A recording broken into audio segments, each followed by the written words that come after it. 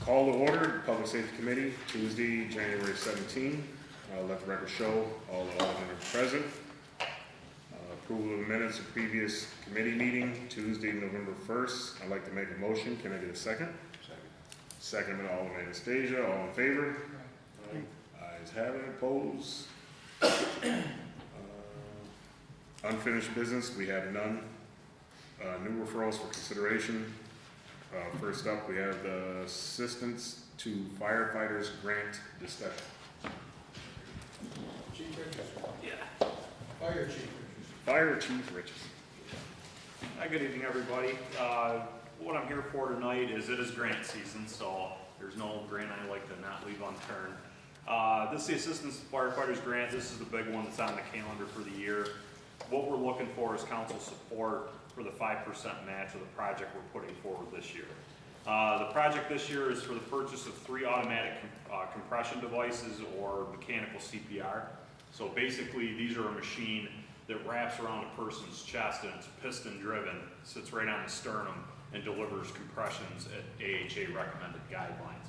The benefit of this is that we minimize the time we're interrupting CPR. So we all know the value of quality CPR. We've seen it firsthand in the sports industry, and this device can certainly, it frees up one of our medics to do other things. And as we get busier and busier, we're having less and less people on scene for critical care calls, and this frees up one person to not be committed to doing compressions. The other benefit of this is when we're transporting somebody in cardiac arrest, the individual that's doing compressions is actually not belted in the back of the ambulance. There's just no physical way to, there's no tether, there's nothing that can keep us right on a person's chest doing compressions, which is a safety concern. This way, if we're successful with this grant and this equipment, basically everybody's belted down during transport. I mean, the IVs are up over our right shoulder, the defibrillator sits right here, all our medications sit on the counter, and now the compressions can be had while we're seated and safe as we transport to the hospital. The total cost of the equipment is $57,062.76.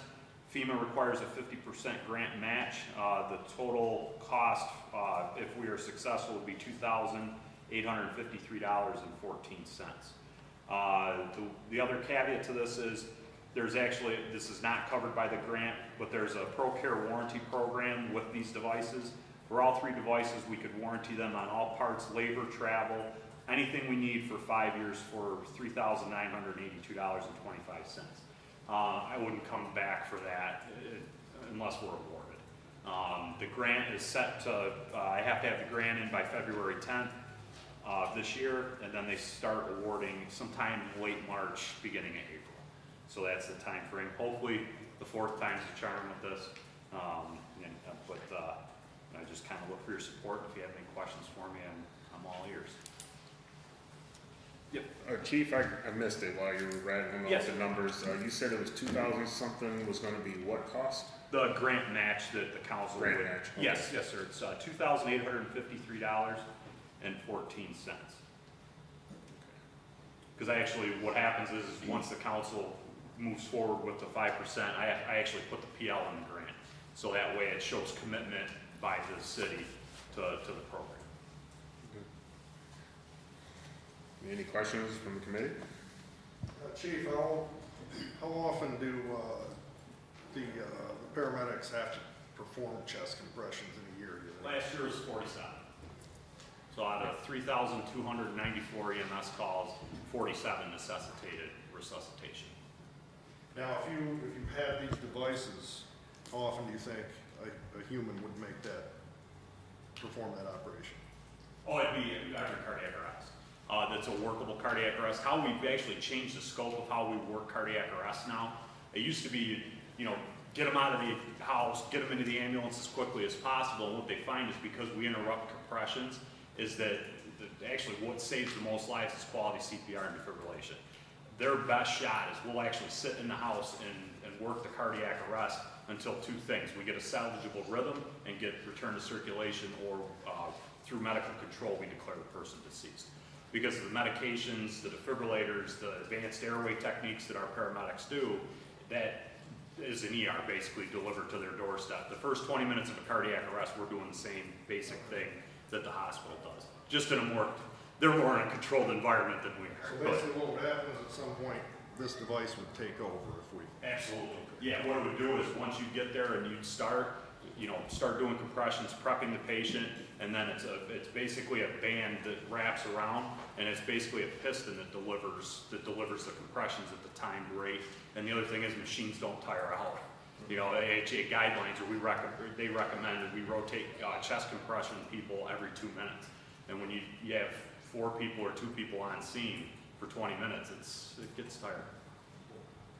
Is it the same as a defibrillator if you need that shock, that machine? No, the defibrillator would be separate. That would go on patches. But actually, the unit we're looking to go with marries up to our monitor. So basically, all that data is downloaded to our cardiac monitor. So it'll say how many compressions we delivered, what the efficiency was, and it's insane what the machines do anymore. But it's a great unit. Everything would marry up nice and neat. That sounds like a no-brainer. $50-some thousand grant for $2,800. So I'm in favor of it. So I was just gonna say, I actually had just watched something on TV about this, so hopefully this, and unfortunately, everything that has happened, hopefully might give more opportunities, because my understanding is like, really, there was like one fire company kind of across this side, this part of the western New York State that had one, so this would be, I think, well use it, because having done CPR before, it is tiring, and, you know, and then you're not as effective. Mm-hmm. So I would greatly support this. I think it's a great initiative. And then Chief, you said 3, is there one per certain trucks or just One on each ambulance. one in each Yep, ambulance? yep.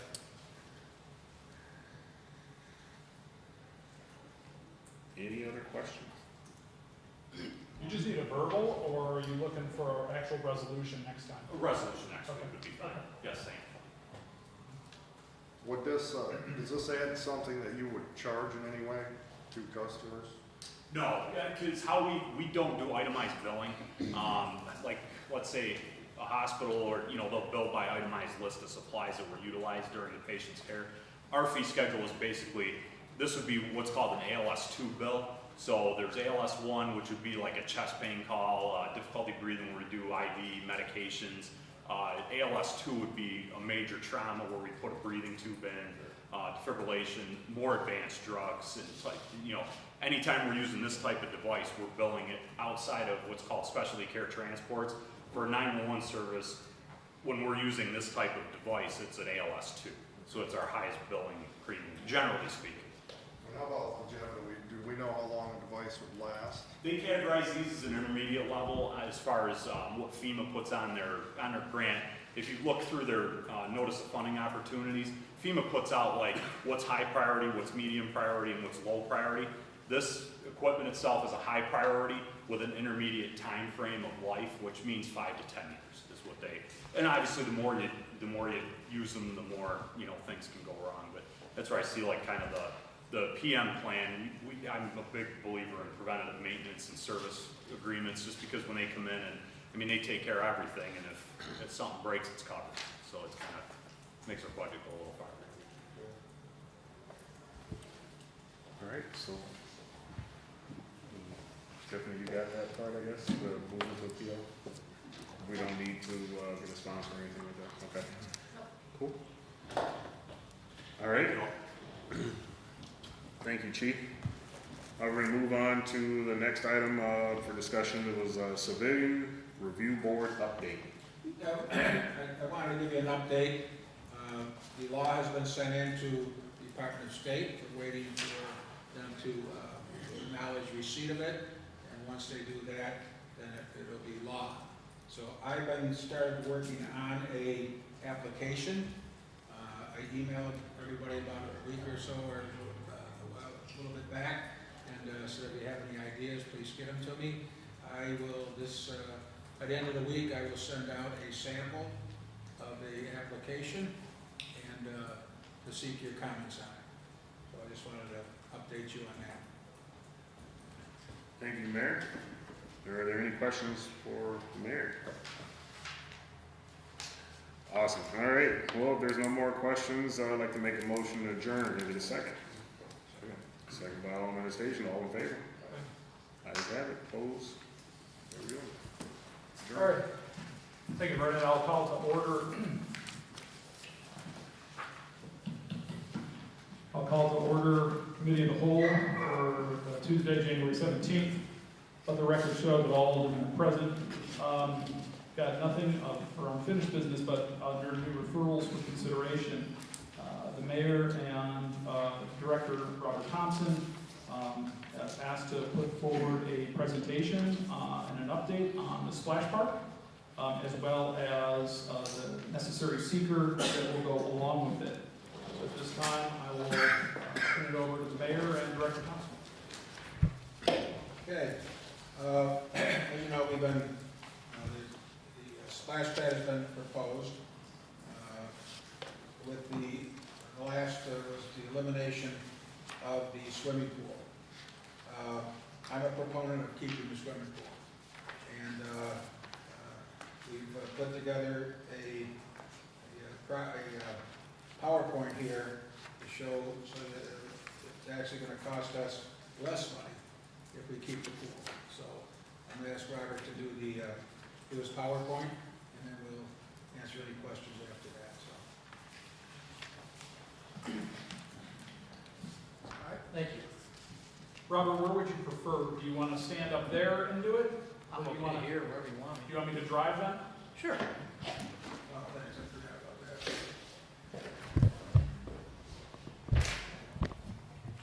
Is this on? Yeah, I did. This one, this one looks better, Robert. How's that? No different? Yeah. A little better? All right.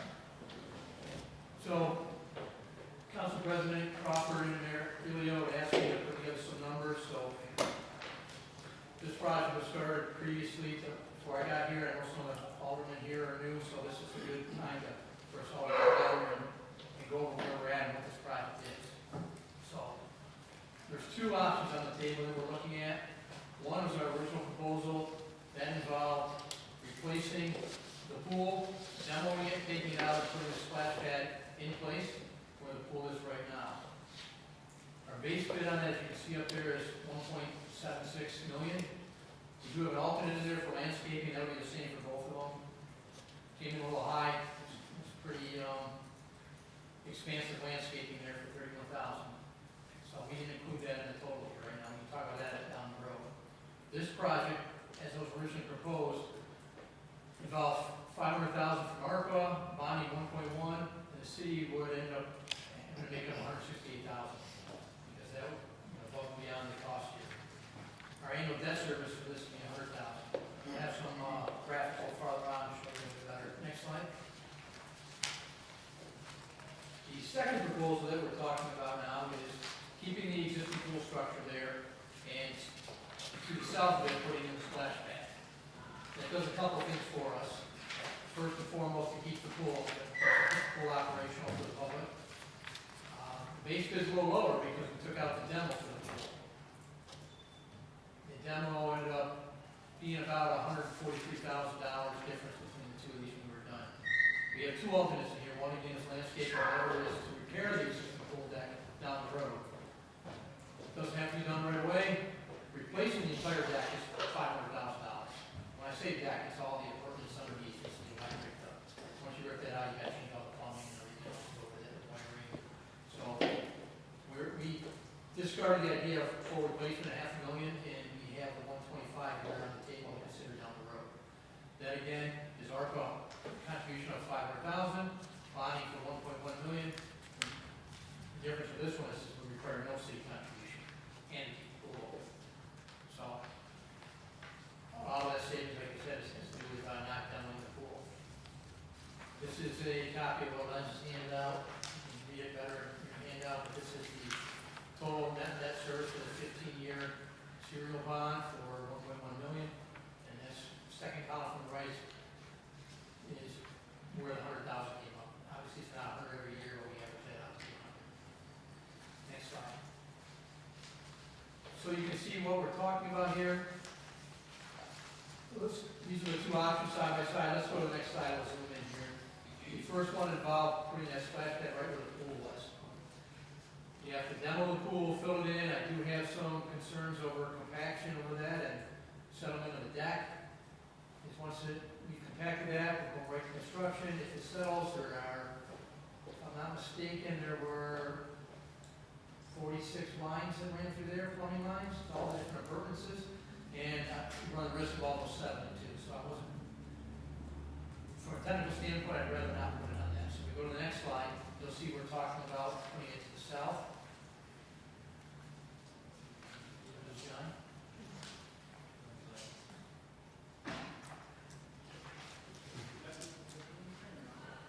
It's all right. I apologize in advance for the next slide. It was a PDF from the consultant that had some easement maps on it that I couldn't take off. He zooms in, you can see, if you ignore the hashed areas from different various DEC easements, you can see the pool stays in place, and immediately to the south of it is where the new splash pad will go.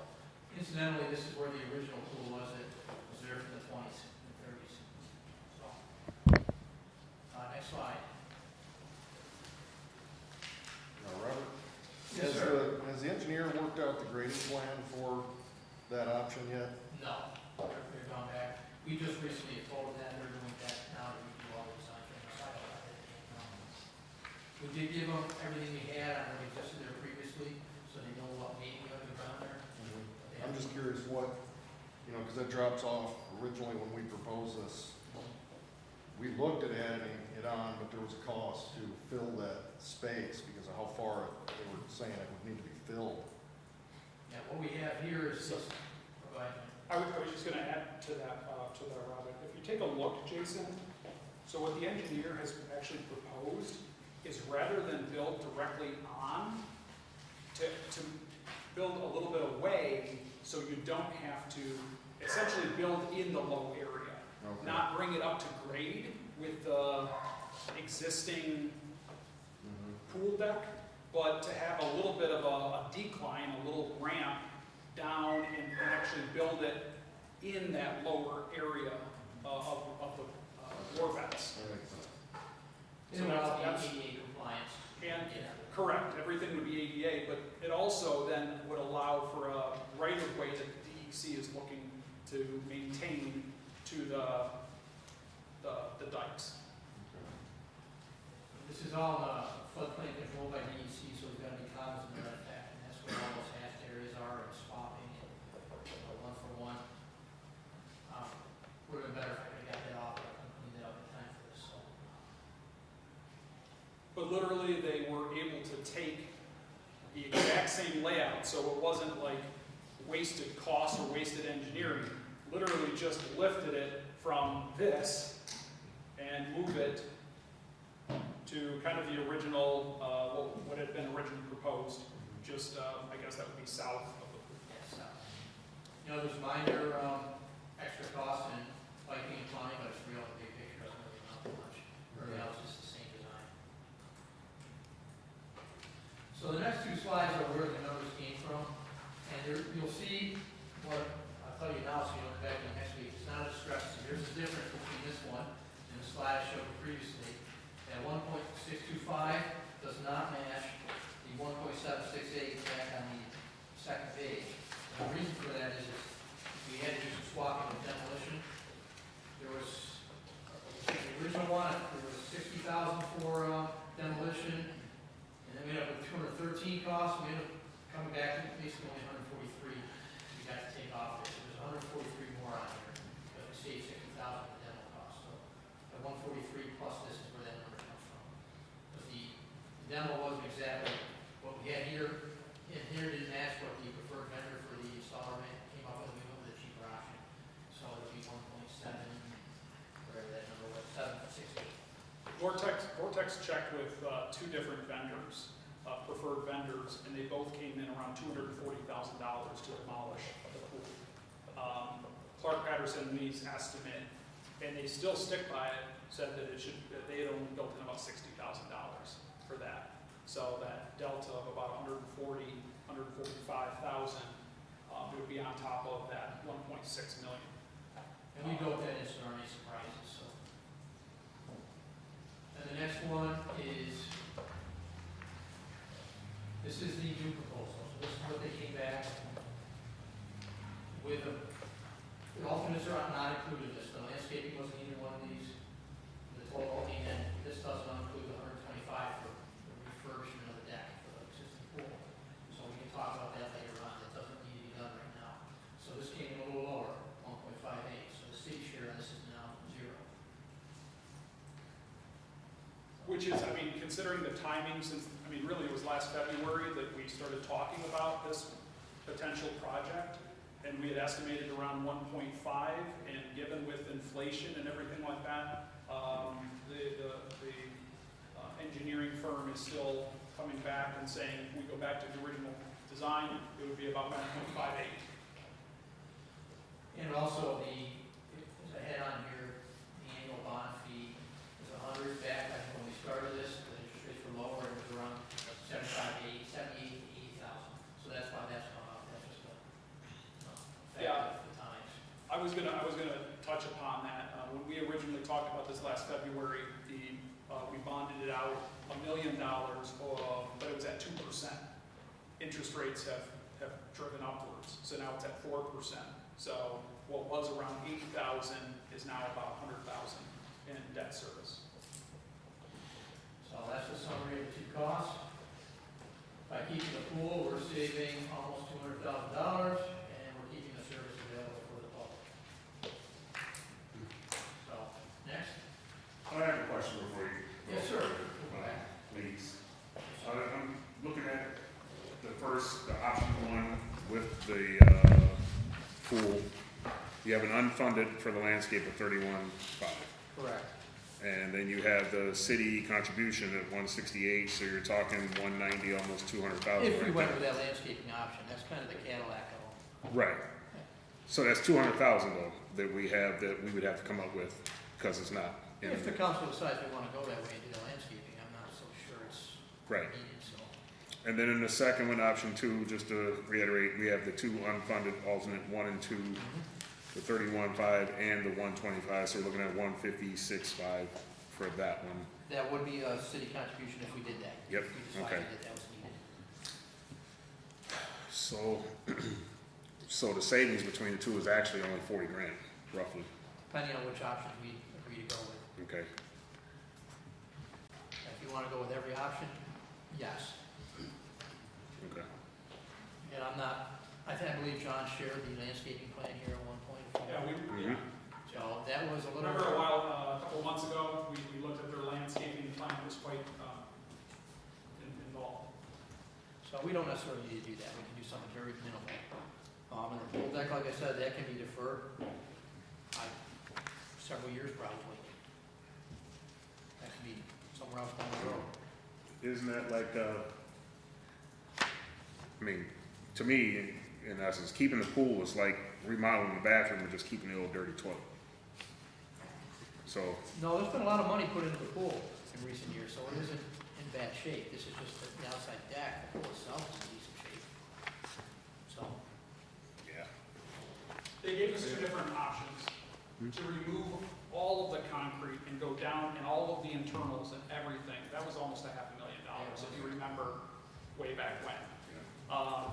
We asked Clark Patterson Lee what would be an estimate just to repair the concrete. You know, it is in rough shape, and they came back at about $125,000. What about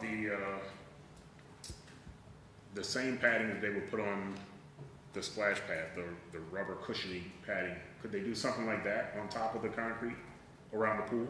I guess they could look at it. I can't speak for the designers at this point, but I'm sure they could look at it.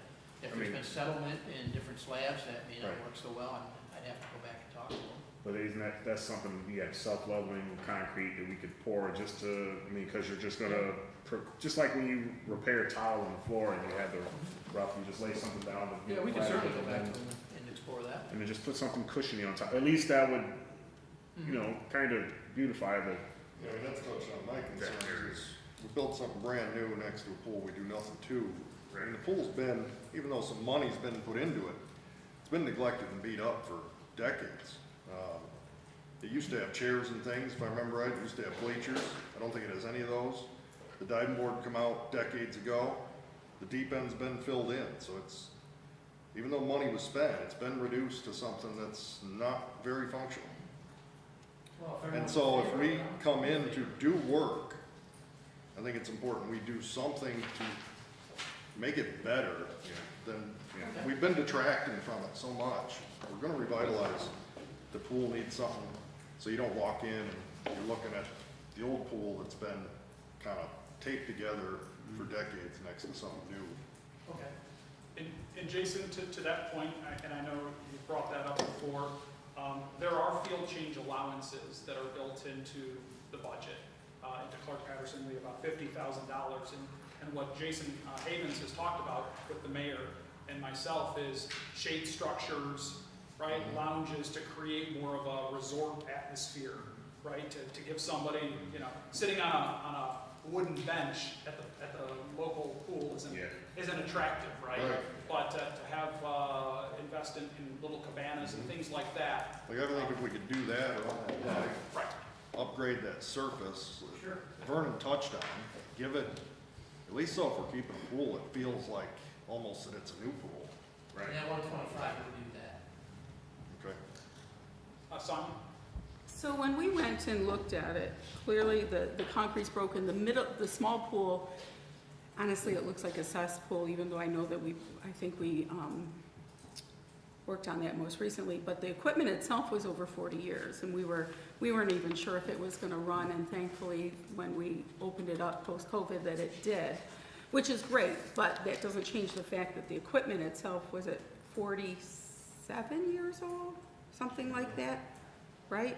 Because when we went through the walkthrough, he told us everything in there, all the equipment underneath is like 40 years old. So, I mean, the challenge is we invested in something a few years ago, I guess, to kind of bring the pool and make it better.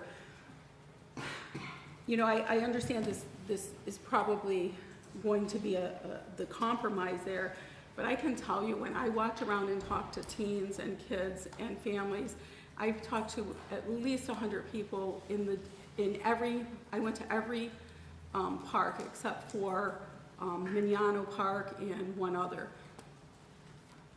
The kids weren't using it, and definitely the teens are not using it, you know, and everybody either, you know, so I think we had a number spike. I'm not sure if that'll maintain post-COVID, right? Because the pool hadn't been open for a couple of years. I think people were excited, but you know, and nobody has said anything to me about keeping the pool. Not one person, you know, and of the people who have brought forward concerns, I go back to saying I think that it's nostalgia. You know, we took our kids there. There are people my age that have grandkids, and honestly, their grandkids aren't going either. Yeah, and it brings up a good point, because the concern I would have, we have put money into the pool, so we keep having instances where we find that reason, and say we add $125,000 or $150,000 to the deck, and then we start having some pipe issues. I don't know how long those pipes last, but I'm guessing it's not forever. And then we have to tear up what you know, I feel like we're approaching this situation where we're gonna be stepping on our own feet to keep the pool that's, 40, 50 years old. And then even if I wanna take everybody's comments away and try and not let the political atmosphere influence me, logically look at, we have a 40 to 50-year-old pool, and I ask myself, when do you replace it and upgrade? Like, when do you get with the times? Because that time's here. Well, when we originally discussed this way back a year ago, you know, the idea, and I think the hope was, the concept is to revitalize that pool and to bring something not only for our community here, but for those who live around us, right? For those who, I don't know of something that would be similar to this in McKean County or in Allegheny County or in much of Cattaraugus County, and to get people to use our pool again. And I mean, that is ultimately, that's the number one thing I think any of us hate to see, is drive by a park or something and not see it actively utilized. And think there is that good probability, the strong probability that this does that. If we do invest and make it, you know, we don't just keep the same pool there, but we do dress it up, we do spruce it up. We look at different options. I don't know, I have no idea what it would cost to heat the pool, but is that something that is feasible? Is that something that's reasonable? To heat the spray ground, I just asked Jason Havens, it would be about $10,000 to add a heating component to this to the splash park. You know, that might be something that helps to prolong the length of the season for the facility.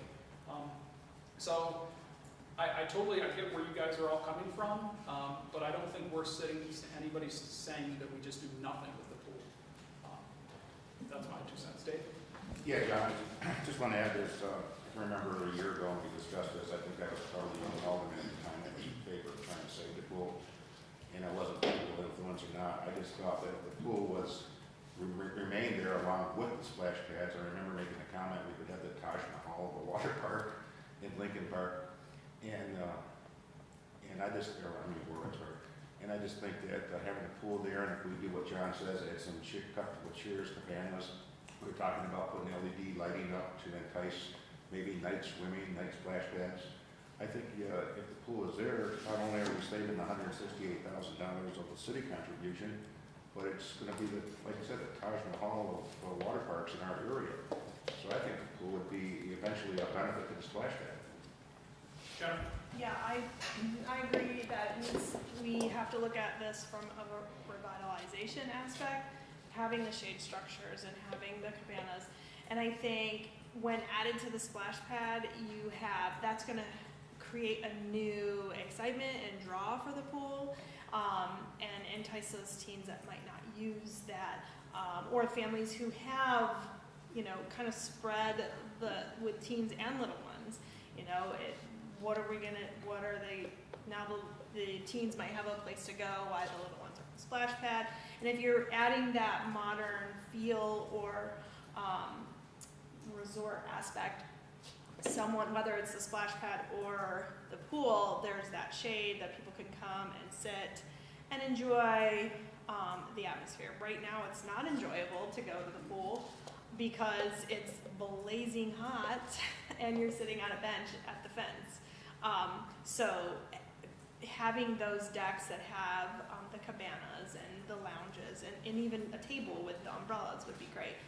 And you mentioned McKean County and, you know, the old park there, Callahan Park, doesn't have an elaborate splash pad, but they have added a sprinkler park or a splash something, but the pool is still there, so they're serving to markets ideally. And I think when we invest in the pool, I think, and have the splash pad there, that's going to create new excitement and draw. Mayor? Yes, thank you. I've heard a lot of comments on the public. Most of them have all been, very few have been to get rid of the pool. All the ones that I'm hearing is people who want to save the pool. I know some of you are smiling, and I know some of you think that I make this stuff up. Well, just like Sonia, you said you talk to a lot of people. You don't have names in that, you talk. You know, believe it or not, I do talk to a lot of people. A lot of the people that have come forward to me are grandparents, saying that we want to take our kids to the pool, but part of the problem is just what's been said. You know, there's nowhere to sit. Why can't our children wear swimming vest in the pool? Things like that. These are all things that we can correct. We can make it a cabana effect, or we can get some more seating for parents or grandparents to take their children. And I will give you, Linda Lampak. She's one of I know she lives outside the city now, but she's one that uses the pool, and she's one that gave me several suggestions on making it more user friendly. So the people who want to save the pool far outweigh the people who want to get rid of the pool. And I've talked to people at the senior center, I've talked to people everywhere I go, and they don't want to get rid of the pool. So I'm a proponent in keeping the pool, doing the splash pad, and like David said, I won't use the word Taj Mahal, I'll use the word that will have a functional facility for all ages. fine. So, actually, I have loved the pool, and so that isn't, but I do think that we need to think about what we need to do to make it functional then, right? To paint, right, to paint something and then not to take care of the guts of it. We all saw that went at the time how old that stuff was, so the equipment. And I don't want us to put money in and maybe redo the concrete only to find out in a year that the plumbing itself doesn't work. So, you know, and I would hope that, like Alderwoman Forney said, that this does drive people to go to the pool, right? Because there's something else to do there. And then we would have to decide, you know, is it a one fee kind of thing? And if it does, then we might need to adjust rates because we already know the pool is losing money at the rate that it's at, right? So, or are we gonna kind of do a 2-for-1 kind of pass or something? So I think we need to take a look at that, but I know that Chris had expressed concerns about the actual functional components of the pool when we went through. So I guess I would like at least for us to say, well, okay, if we're gonna do this, let's at least do it in a way that it's not kind of like the leftover pieces are over where the pool are, and to ensure that it's gonna, the pumps are gonna work and stuff for more than the year that we open or something, to really get a good assessment of those. And if we need to make some adjustments, to put that in there versus having to then look at it down the road with something that we've rehabbed that doesn't work. So, Jake, Darren? So, like Jennifer said, I would agree that I think as a parent of young children, one of the disadvantages has been like, so Franchot has where my son Daxus would go enjoy, where then Morvets would have the pool where my daughter Reagan, who's 8, would like to be. They're not in one spot. You would think that the best advantage would having these things centralized, that so it would be multifaceted for a family to go and not have that struggle of going. I've always been a proponent of Olean having a splash park. I will admit that this is much bigger than I ever would have anticipated.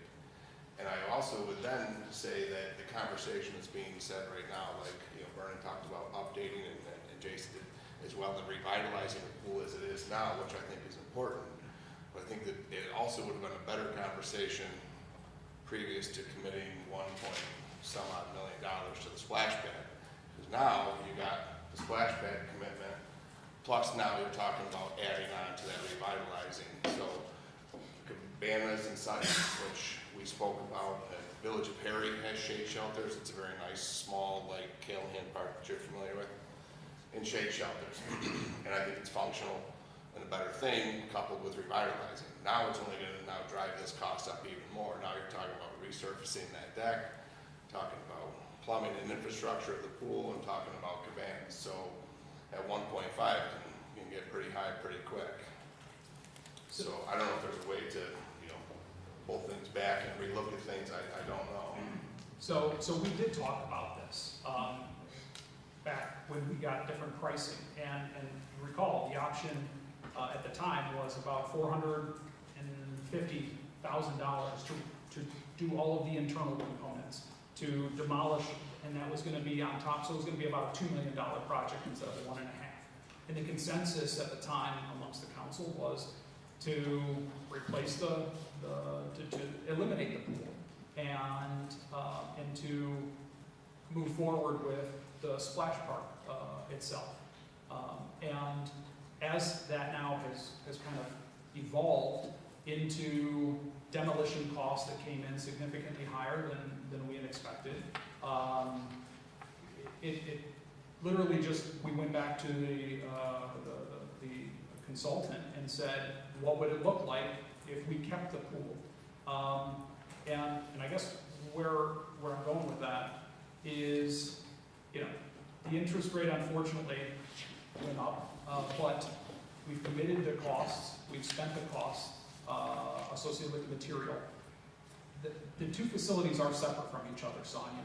So although I hear what you're saying as far as, well, we don't know if the internals are going to last us another 5 years or 10 years or 20 years, the engineer has said, told us that this facility, the splash park, could be constructed while the pool is open and running, say during the spring into the summer, and then could effectively, after we close down the pool, if we wanted to upgrade and fix up the concrete work for $100,000, let's call it, at that time, we could.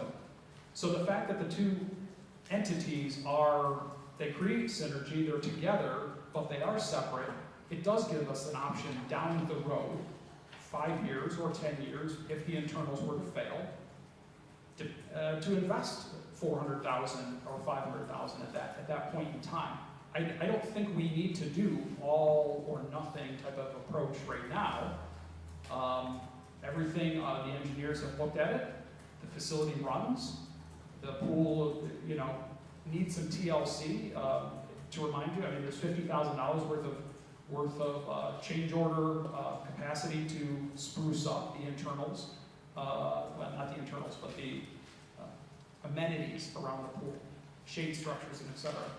That's already in the budget. That's already in the number we're looking at. So now it's just really a matter of how do we get this project to move forward and meet what the community is looking for, and still stay within that price range, that budget that we've committed to. I think that you hit it on the head right when you first met it. There is an aspect of compromise associated with this.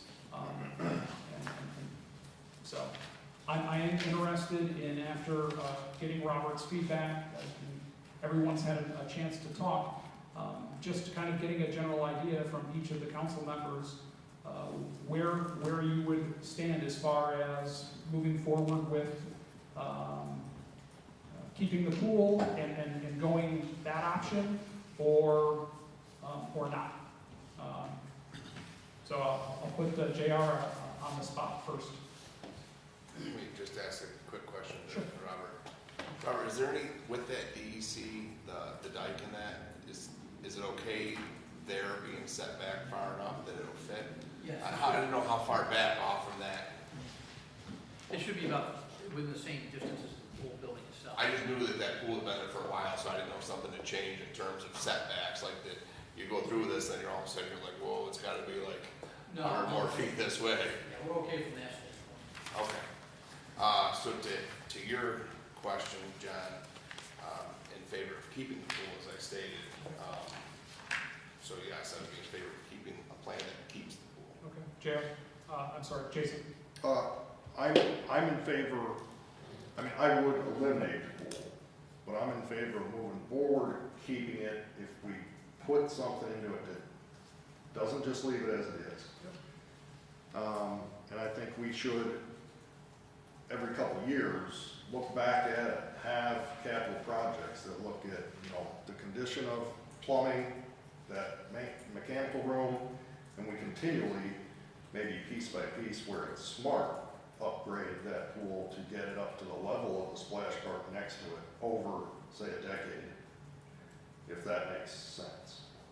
And maybe a decade from now, we're putting in a wave pool, Jason. Yeah, maybe, but let's not build a splash park next to it, leave the pool as it is, 2 years from now, have it closed down and can't be used type thing, right? And just be an eyesore. Yeah. Jen? I'm in favor of keeping the pool as long as we're investing in revitalizing it and making it a welcoming place where people want to come. Simon? So I have one question too. You had said that, is there going to be an additional cost for the design, for them to go back and kind of redesign having moved it? Mayor, do you have that? Yeah, there is. I've been in talk with Jason, and it'll be about $21,000 more. Okay, so just because, as we think about it, we say, well, okay, how much, Yeah. that number begins to dwindle a little of what we're saving in it.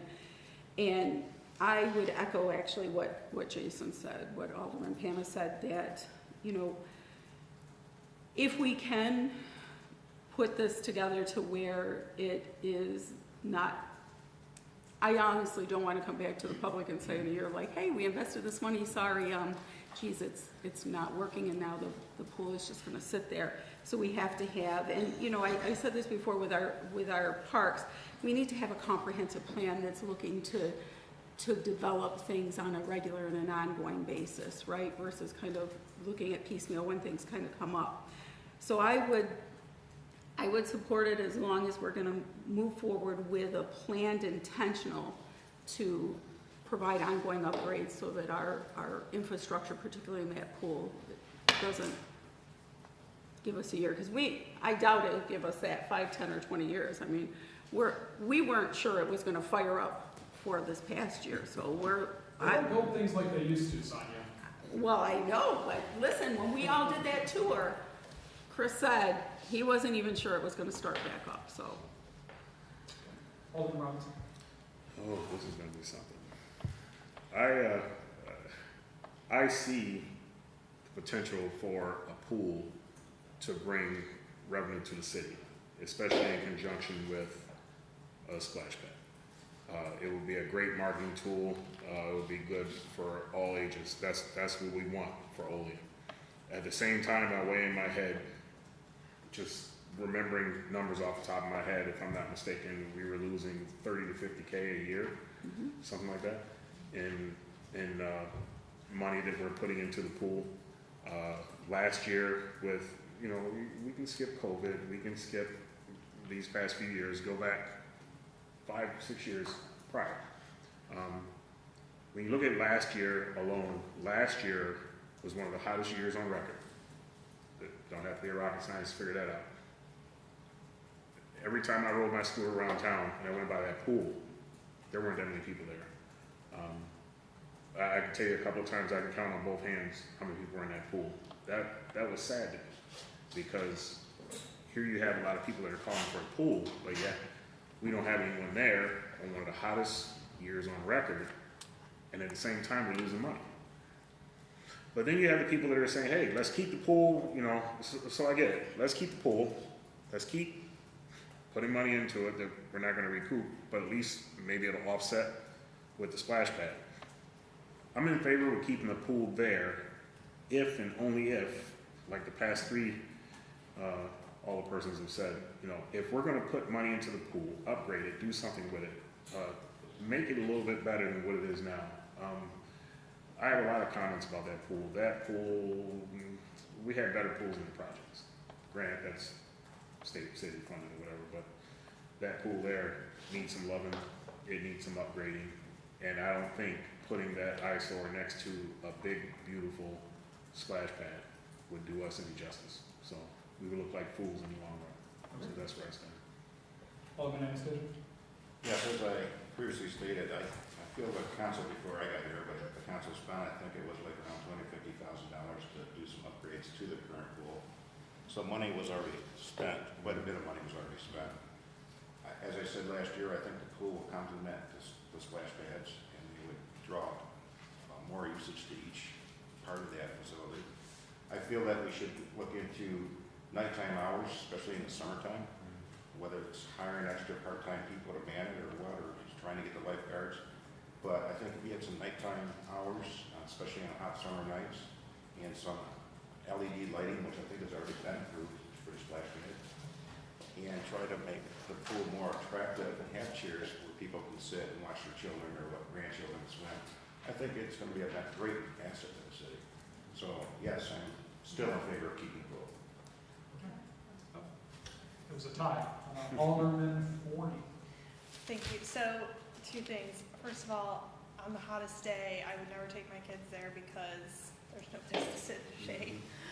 So when we do things like that, that could, you know, draw as well, because now we're added benefit for the kids to cool off and parents to cool.